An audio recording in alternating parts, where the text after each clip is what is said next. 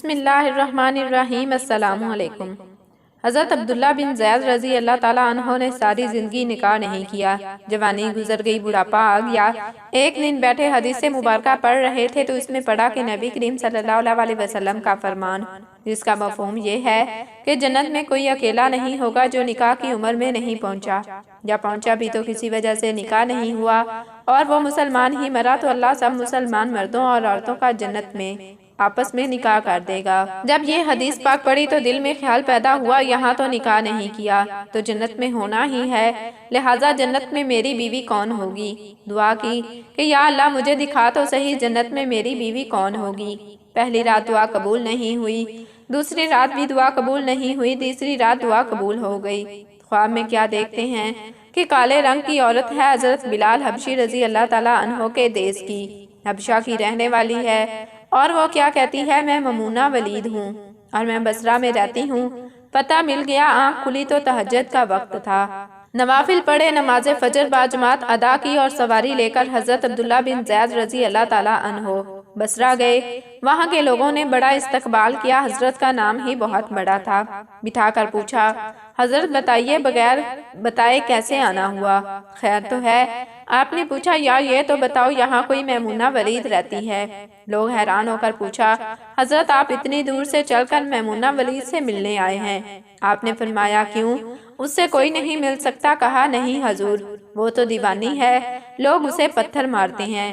آپ رضی اللہ تعالیٰ عنہ نے پوچھا، کیوں مارتے ہیں؟ حضور، کام ہی ایسے کرتی ہے، کوئی رو رہا ہو تو اسے دیکھ کر ہنسنے لگتی ہے، اور کوئی ہنس رہا ہو تو اسے دیکھ کر رونا شروع کر دیتی ہے، اور اجرت پر پیسے لے کر لوگوں کی بکریاں چراتی ہے۔ آج بھی وہ ہماری بکریاں لے کر جنگل میں گئی ہے، آپ آرام فرمائیں، عصر کے بعد آ جائے گی، آپ مل لیجئے گا۔ حضور نے فرمایا، عصر کس نے دیکھی، کہاں وہ کس سمت گئی ہے؟ لوگوں نے کہا، حضور جنگل میں نہ جائیں، بہت خوفناک جنگل ہے۔ آپ نے فرمایا، بتاؤ کس طرف گئی ہے؟ لوگوں نے بتایا۔ آپ فرماتے ہیں کہ میں نکل گیا اور جب میں جنگل گیا، واقعی خوفناک جنگل تھا، جنگلی جانوروں کی بھرمار تھی، قدم قدم پر کوئی نہ کوئی چیز کھڑی ہے۔ آپ فرماتے ہیں، قربان جاؤں اس عورت کی مردگانگی پر، وہ اس جنگل میں کس طرح بکریاں چرا رہی ہے۔ شیروں نے اس کی بکریوں کو ابھی تک کھایا نہیں، اتنے درندے ہیں، سارے مل کر حملہ کر دیں تو کیا کرے؟ یہ اکیلی عورت کس کس کو روکے گی؟ خیر، آپ فرماتے ہیں کہ وہ جگہ جو لوگوں نے مجھے بتائی تھی، جب میں وہاں پہنچا تو منظر دیکھ کر میں حیران رہ گیا۔ دو حیران کر دینے والے منظر تھے۔ پہلا، ممونہ ولید بکریاں نہیں چرا رہی تھی، بلکہ اس جنگل میں جائے نماز بچھا کر نوافل پڑھ رہی تھی۔ بھیڑ بکریاں چرانا تو بہانہ تھا کنارہ کشی کا۔ لوگ یہی سمجھتے تھے میمونہ سارا دن بکریاں چراتی ہے، لیکن میمونہ بکریاں نہیں چرا رہی تھی۔ آپ فرماتے ہیں، ایک تو یہ حیران کر دینے والا منظر تھا، دوسرا کیا دیکھا کہ ممونہ تو نماز پڑھ رہی ہے، پھر بکریاں کون چرا رہا ہے؟ بکریاں تو ایک جگہ نہیں رکتی، کہیں ادھر جاتی ہیں، کبھی ادھر جاتی ہیں۔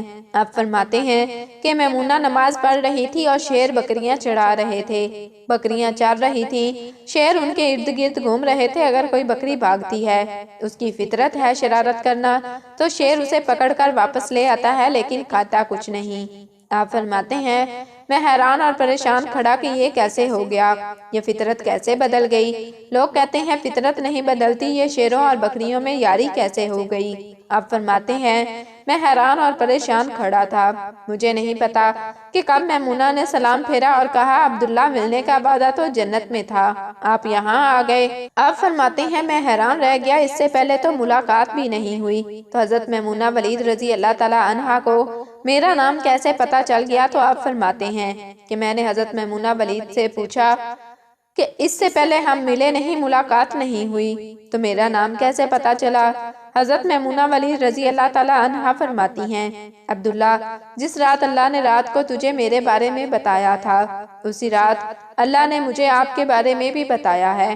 آپ فرماتے ہیں کہ جس چیز نے مجھے سب سے زیادہ حیران کیا وہ یہ تھا کہ یہ فطرت کیسے بدلی۔